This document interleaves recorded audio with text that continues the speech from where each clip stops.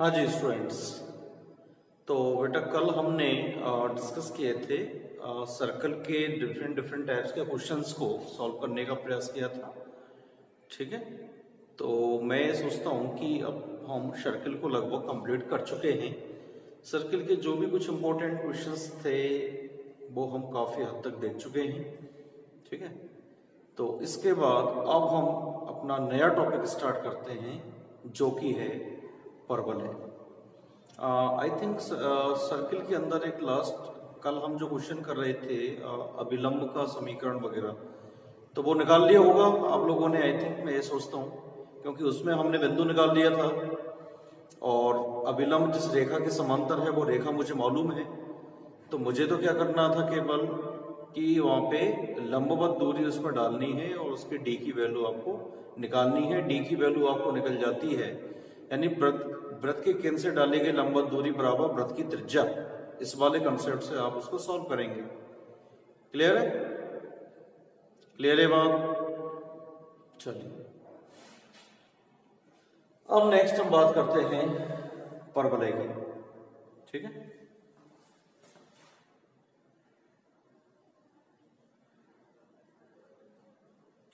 परवलय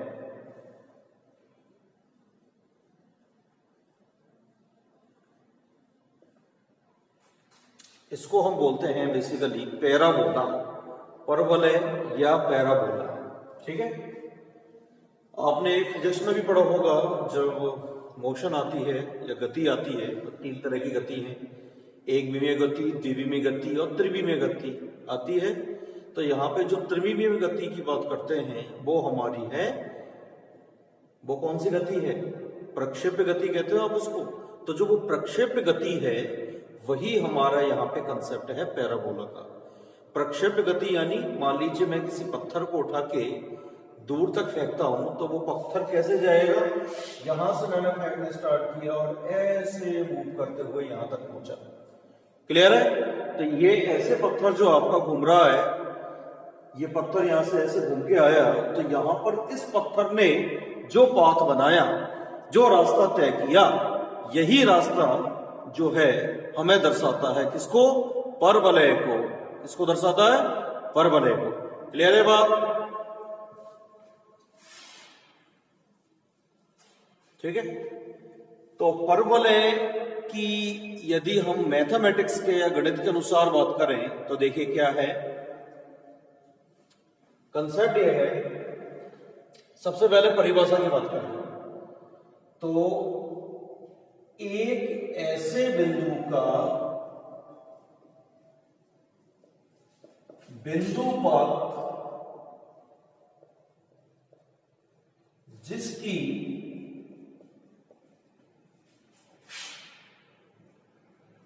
एक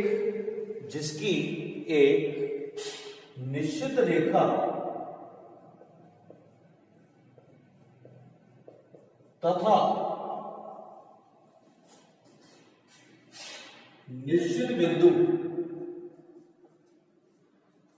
निश्चित रेखा तथा निश्चित बिंदु से दूरी सदैव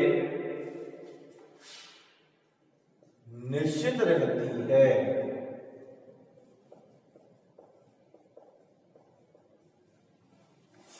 क्लियर है? परवलय को दर्शाता है, परवलय को दर्शाता है। कोई भी एक ऐसा बिंदु जो गति इस प्रकार करता है कि उसकी एक निश्चित रेखा और एक निश्चित बिंदु, यानी वो रेखा एक निश्चित रेखा का मतलब वो स्थिर रेखा है और जो बिंदु है वह भी आपका स्थिर बिंदु है। तो एक स्थिर बिंदु और एक स्थिर रेखा से जो आपकी दूरी है उसका अनुपात यदि सदैव निश्चित रहता है, निश्चित रहता है यानी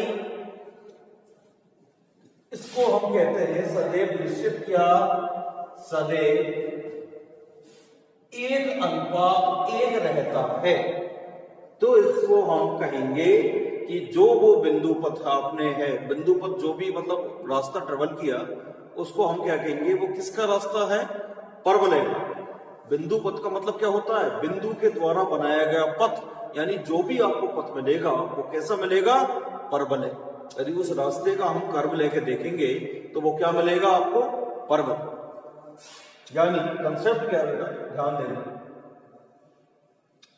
ये हमारी एक निश्चित रेखा है, इस रेखा को ही हम कहते हैं नियता।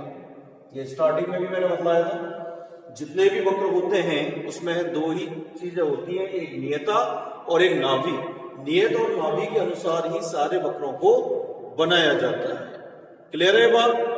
तो ये निश्चित रेखा है यानी कि ये नियता है, और ये आपका कोई एक जैसे निश्चित रेखा है उसी टाइप से एक आपका निश्चित बिंदु, ये बिंदु है मान लीजिए आपका पी एच के। जो निश्चित बिंदु है इसी को हम कहते हैं नाभि, निश्चित रेखा को कहते हैं नियता, निश्चित बिंदु को कहते हैं नाभि।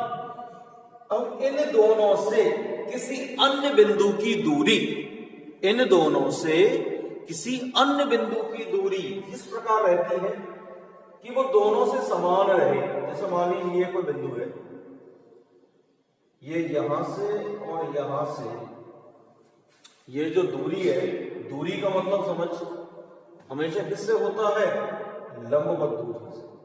किससे होता है, लंबवत दूरी। तो ये जो है ये आपकी लंबवत दूरी है, ये जो बिंदु है ये आपका घूम रहा है एस, ठीक है।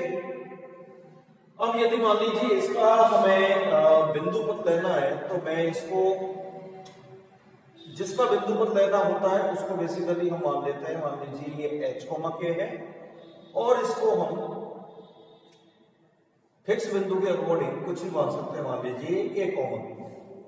क्लियर है बेटा? जिसका बिंदु पथ लेते हैं जनरली उसको हम एच के मानते हैं। ये तो हमारा निश्चित बिंदु है नाभि, ये हमारी निश्चित रेखा है नियता, और ये जो बिंदु है एस, ये घूम रहा है। कैसे घूम रहा है, कभी ये यहां पे आ गया, कभी ये इधर चला गया, फिर ये कभी ऐसे आ गया, समझ रहे हो, कभी ये ऊपर था ऐसे। तो यहां पे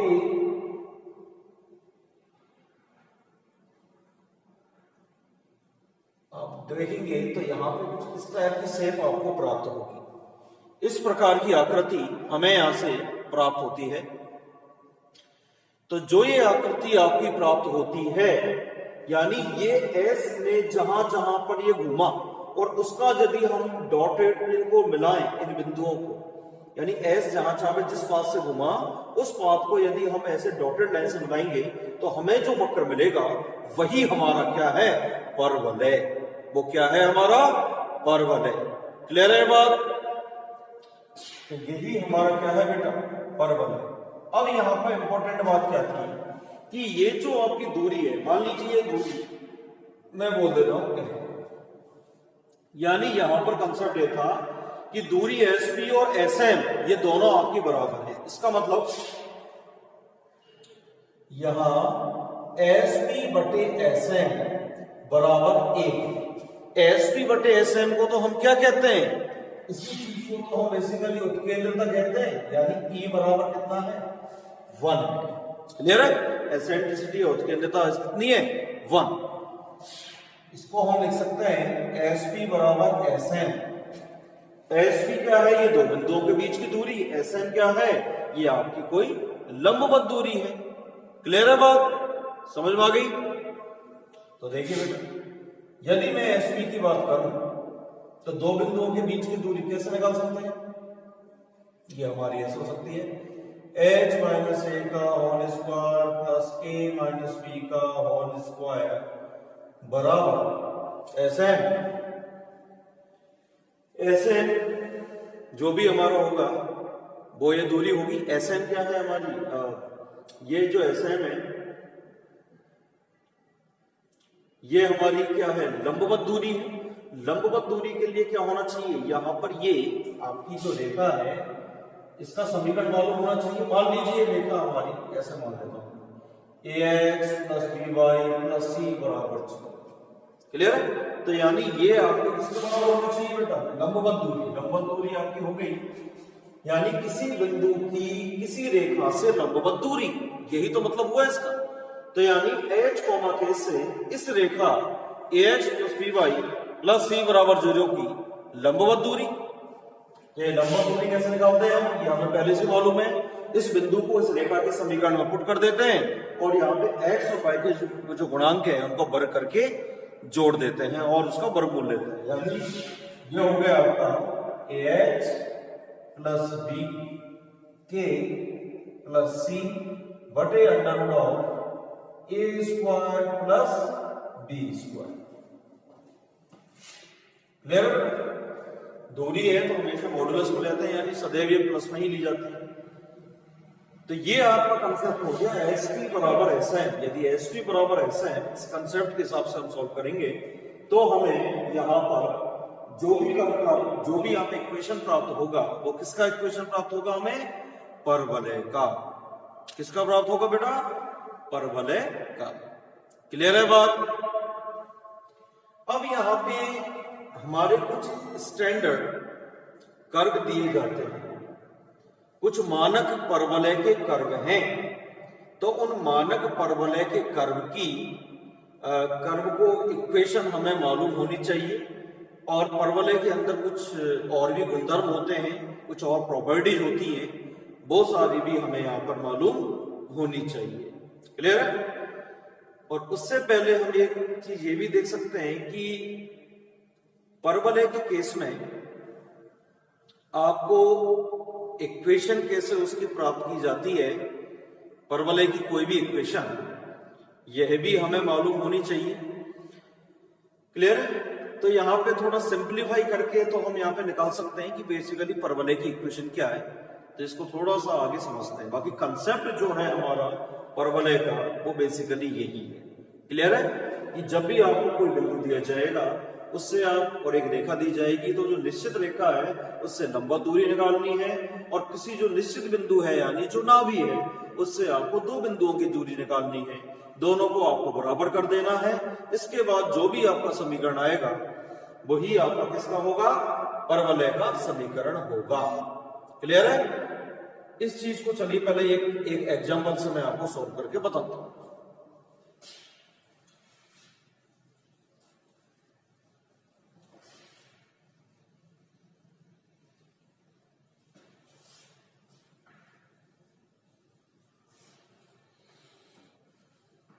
तो देखिए, इसको मैं एक एग्जांपल से आपको सॉल्व करके बताता हूं।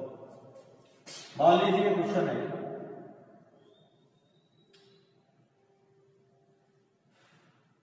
यदि E बराबर 1 है तो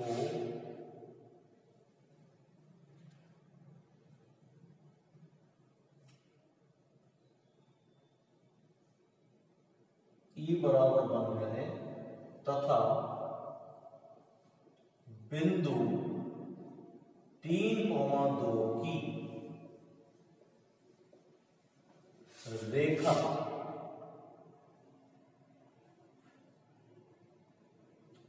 टू एक्स प्लस 3y बराबर 5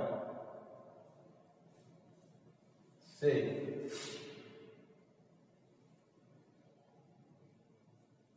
लंबवत दूरी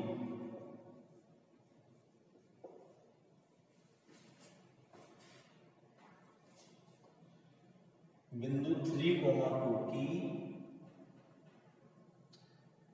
बिंदु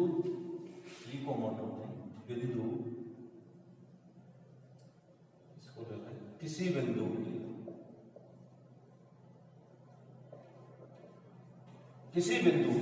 रेखा से लंबवत दूरी तथा किसी बिंदु 3,2 से दूरी समान है तो वक्र का समीकरण ज्ञात करो देखिए बेटा क्वेश्चन क्या है कि यदि एसेंट्रिसिटी है E बराबर 1 है उत्केंद्रता और किसी बिंदु की रेखा 2x + 3y बराबर 5 से लंबवत दूरी और किसी बिंदु 3,2 से दूरी ये समान है तो वक्र का समीकरण ज्ञात करना। हाँ कंसेप्ट क्या हो गया आपका, ये आपकी कोई रेखा है बेटा, ये रेखा आपकी दे रखी है 2x + 3y बराबर 5, ये आपका कोई बिंदु है 3,2 और ये आपका कोई बिंदु है h, के और ये आपका कोई बिंदु है 3,2। क्लियर? यहां पे ये दे रखा है कि और ये मान लीजिए बिंदु है कि PM और SP ये दोनों बराबर है, ऐसा दे रखा है। और ये भी दे रखा है कि एसेंट्रिसिटी 1 है, तो स्पष्ट हो गया कि वो वक्र तो क्या है, परवलय ही है। क्लियर? वक्र तो आपका क्या है, परवलय ही है, क्योंकि E बराबर कितना है यहाँ पर 1 है। तो यहाँ पे बात यह है कि SP और PM इन दोनों को यदि हम बराबर करें तो जो भी समीकरण प्राप्त होगा वो किसका प्राप्त होगा, परवलय का ही समीकरण प्राप्त होगा। तो देखिए आप कह सकता हूं जब E बराबर 1 तो SP बराबर PM, तो SP क्या है, दो बिंदुओं के बीच की दूरी, यानी h-3 का वर्ग प्लस k-2 का वर्ग बराबर PM का मतलब है ये लंबवत दूरी, तो ये हो गया 2h + 3k-5 अपॉन √ 2 का वर्ग प्लस 3 का वर्ग, ये ऐसा हो गया। तो इसको हम वर्ग कर दें,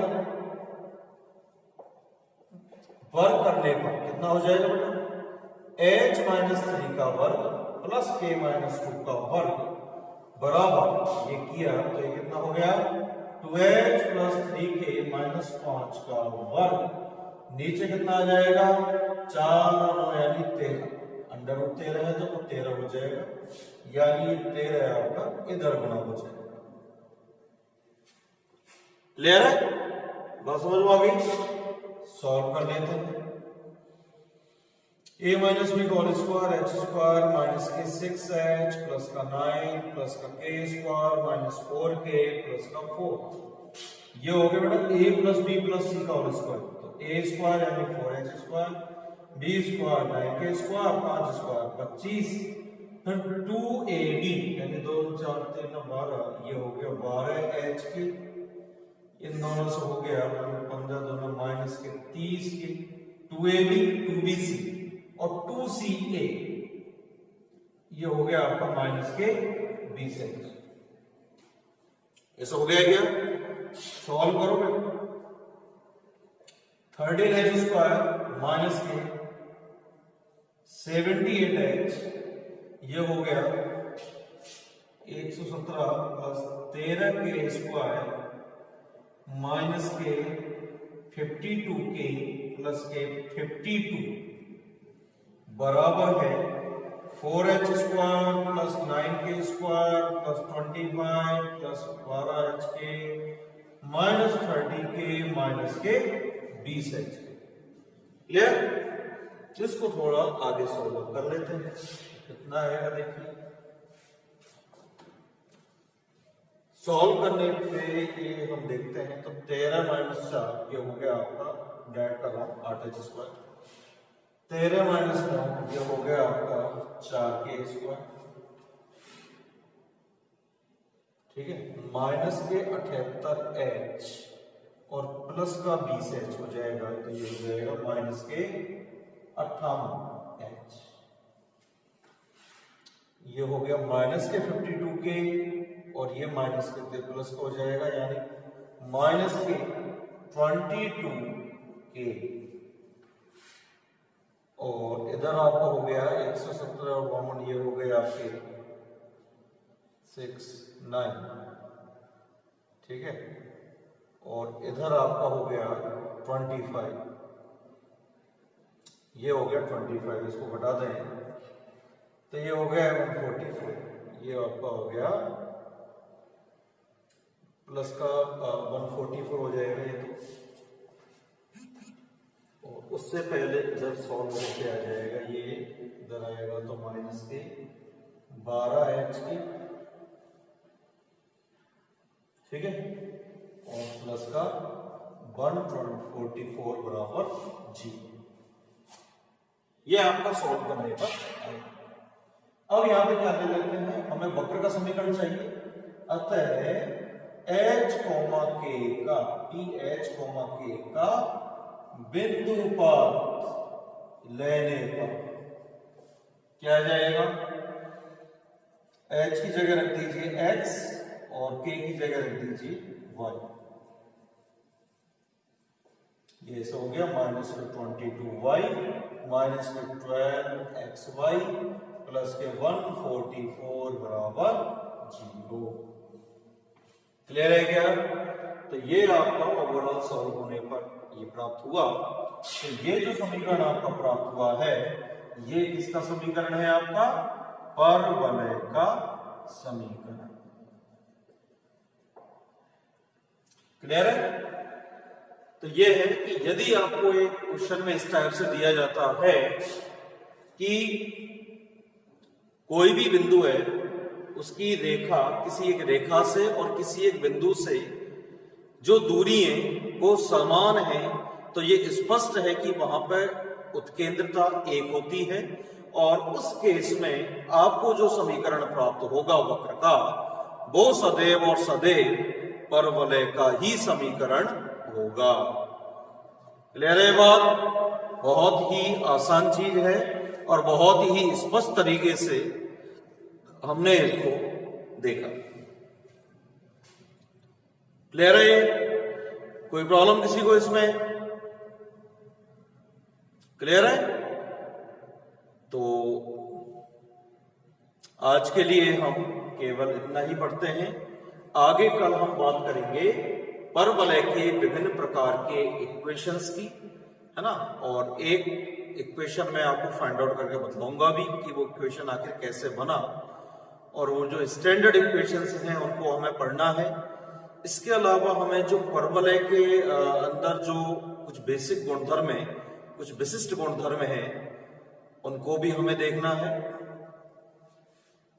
तो वो विशिष्ट गुणधर्म आपको समझ में आएंगे तो परवलय में बहुत मजा आएगा।